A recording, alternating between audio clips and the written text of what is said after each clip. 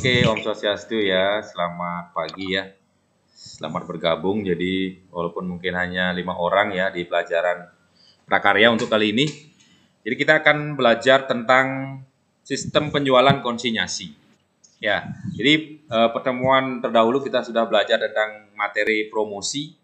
Jadi ketika kita sudah punya produk, apa yang kita lakukan? Kita agar penjualan mungkin bertambah gitu ya. Jadi penjualan meningkat gitu ya. Jadi kita perlu promosi itu ya. Nah, untuk hari ini kita akan belajar tentang bagaimana memasarkan. Oke ya, Arinasi selamat bergabung. Bagaimana kita akan sekarang menjual produk kita dengan namanya sistem konsinyasi itu seperti apa sih? Kita punya produk, kita akan sekarang jual dengan namanya sistem konsinyasi. Oke, jadi bisa diperhatikan, nanti bisa dilihat slide-nya ya.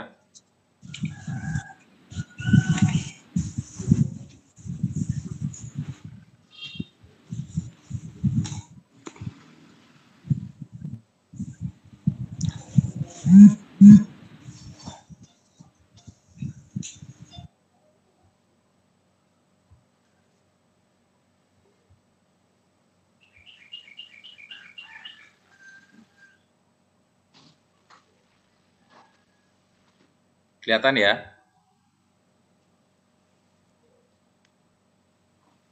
Kelihatan ya?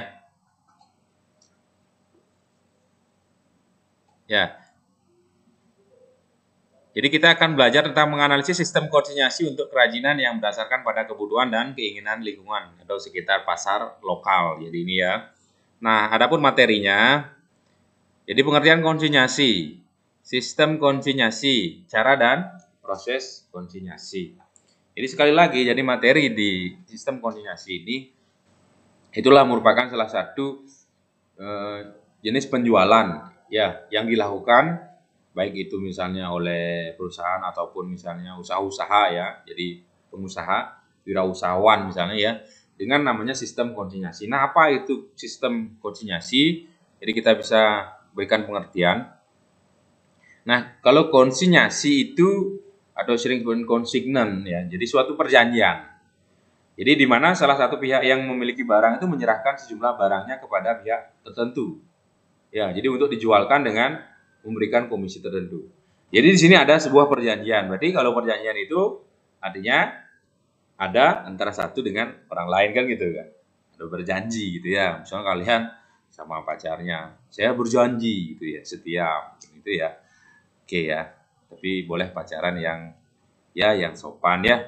Jadi itu sebagai motivasi untuk belajar ya. Nah, istilah apa saja yang ada dalam konsinyasi itu? Yang pertama itu ada istilah konsignor. Jadi itu pihak yang memiliki barang yang dititipkan kepada pihak lain. Jadi yang disebut dengan pengamanan. Jadi konsignor ini adalah pihak yang punya barang.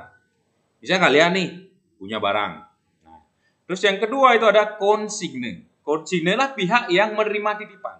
Misalnya kalian punya barang, kalian tuh titipi sama saya. Berarti kamu itu adalah konsignor, kalau saya itu adalah konsigne, gitu ya. Jadi seperti itu. Atau ada istilah konsinyasi keluar. Jadi rekening yang digunakan oleh pengamanan untuk mencatat transaksi yang berhubungan dengan barang-barang yang dititipkan kepada komisioner. Jadi itu. Jadi konsinyasi keluar, consignment out. Ada catatannya ya. Terus ada konsinyasi masuk. Jadi rekening yang digunakan oleh komisioner untuk mencatat transaksi yang berhubungan dengan barang-barang milik pengamanan yang dititipkan kepadanya. Jadi ini penting. Jadi dulu kita belajar tentang pengadministrasian. Itu penting anak-anak. Ya, mencatat transaksi-transaksi. Dalam kegiatan usaha apapun itu harus ada. Ya, misalnya kalian punya uang pun di rumah misalnya kan, ini uang saya punya ini. Untuk apa sih? Nah, perlu dicatat. Oh, saya mau beli ini, saya mau beli ini. Ya. Nah, itulah beberapa istilah dalam konsinyasi. Nah, sistem konsinyasi itu apa sih sebenarnya? Nah, jadi sistem konsinyasi itu adalah sistem perdagangan yang cara pengaplikasiannya atau penerapannya dengan menitipkan produk-produk penjualan kita selaku sebagai seorang supplier kepada para pedagang. Jadi baik pengecer maupun pedagang tengkulak dengan beberapa persyaratan yang disepakati oleh kedua pihak. Jadi dengan kata lain, ketika melakukan sistem ini, seorang produsen atau supplier tidak akan langsung mendapatkan keuntungan, melainkan hanya menitipkan barang dagangannya untuk dijual melalui penjual-penjual yang lebih kecil. Jadi misalnya contoh nih, kalian tuh sudah buat, misalnya saya punya kerajinan anyaman Pak, kalau di Serayu itu kan banyak, ada yang membuat tikar, misalnya ada keranjang mungkin ya, jadi seperti itu. Oh saya sudah buat ini Pak, nah saya taruh di mana misalnya gitu ya.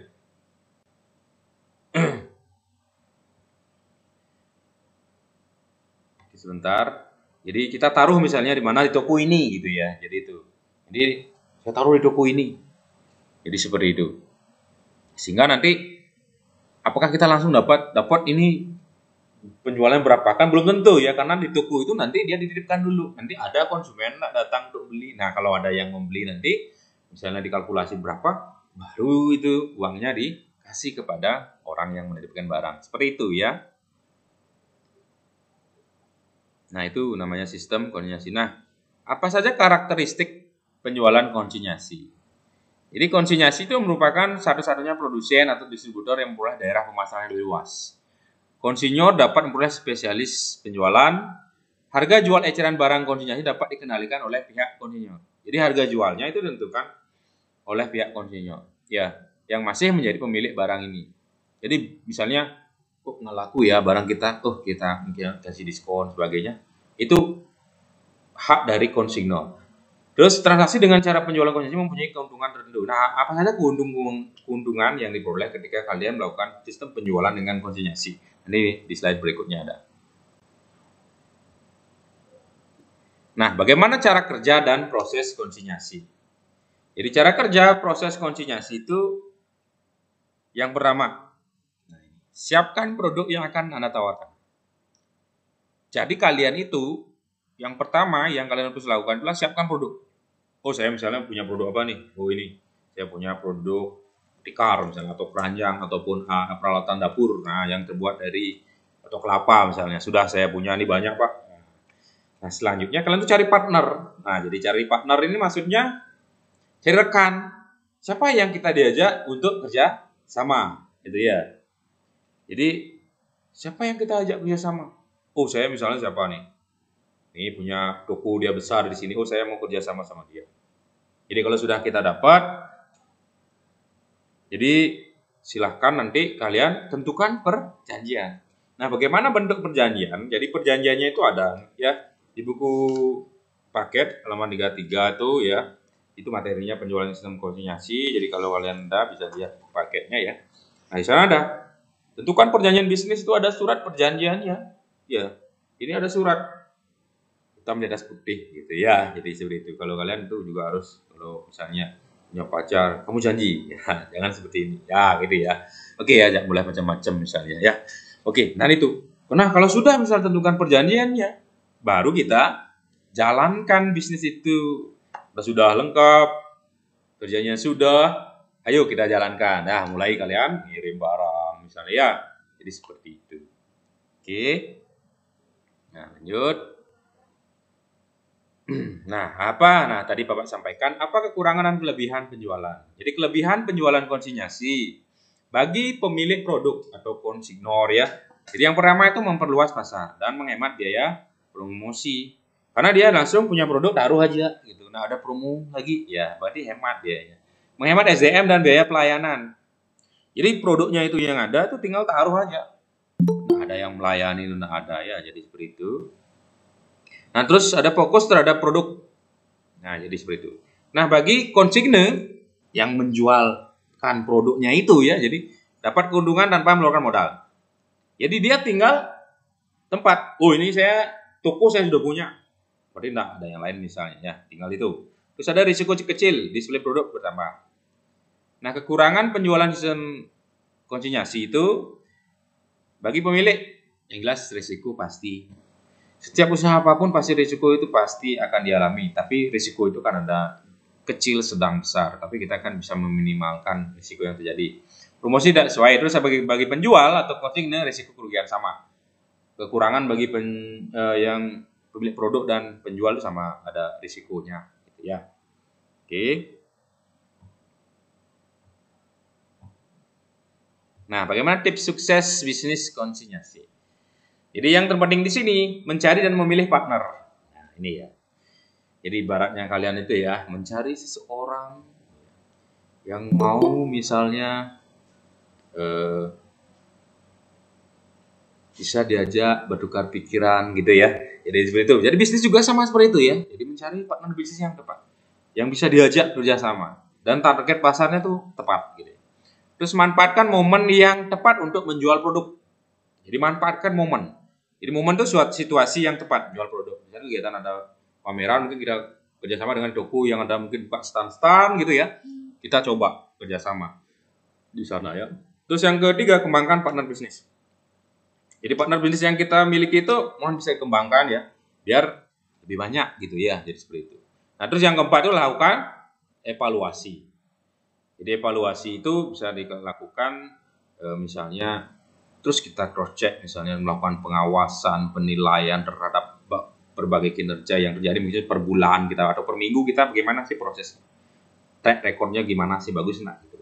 Kalau perlu diperbaiki kita perbaiki misalnya. Perlu ditingkatkan mana kita tingkatkan sehingga bisnisnya bisa berjalan dengan lancar. Oke. Nah, jadi itu saja ya. Jadi presentasi yang bisa Pak sampaikan ini cukup singkat ya. Oke ya, jadi Om Sandi jadi Om. Oke. Ya. Oke. Udah ya. Susanti baru masuk nih. Wah, mana si Agus ini kok hilang ya? Ya bisa dihidupin mikrofonnya. Mikrofonnya bisa hidupin. Ya. Ini Agus mana ya? Kok hilang ya? Habis baterainya mungkin ya. Sudah ya, kelihatan tadi ya. Sudah tadi. Slide-nya sudah ya, bisa dilihat ya. Ya.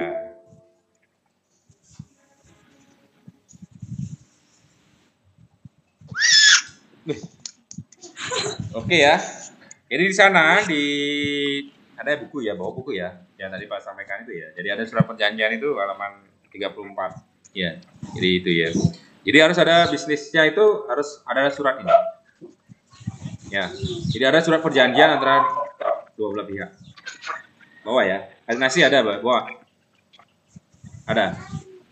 Ada ya. Kita ada bukunya. Meli. Angel ada ya? Ada Pak. Ada ya. Jadi itu seperti itulah. Diperlukan surat perjanjian. Nah misalnya kalau menurut kalian surat perjanjian itu apa gunanya sih? Apa misalnya kenapa harus ada surat perjanjian sih? Coba.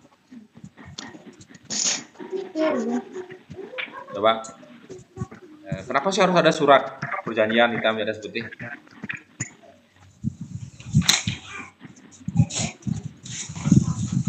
Misalnya kalian ini pacaran nih. Terus udah ini, kamu tidak boleh ini. Saya tantangan. Apa sih tujuannya ya? Bisa? Lainnya apa? Bisa berikan jawaban?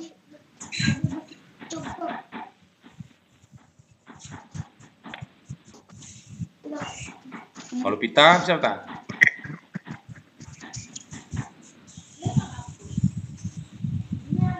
Apa tak? Jadi kalau ada surat perjanjian itu tujuannya untuk apa sih? Harus ada suratnya nih. Ada. Coba.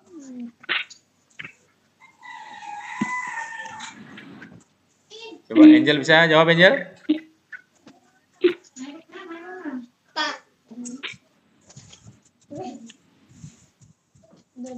Agar apa?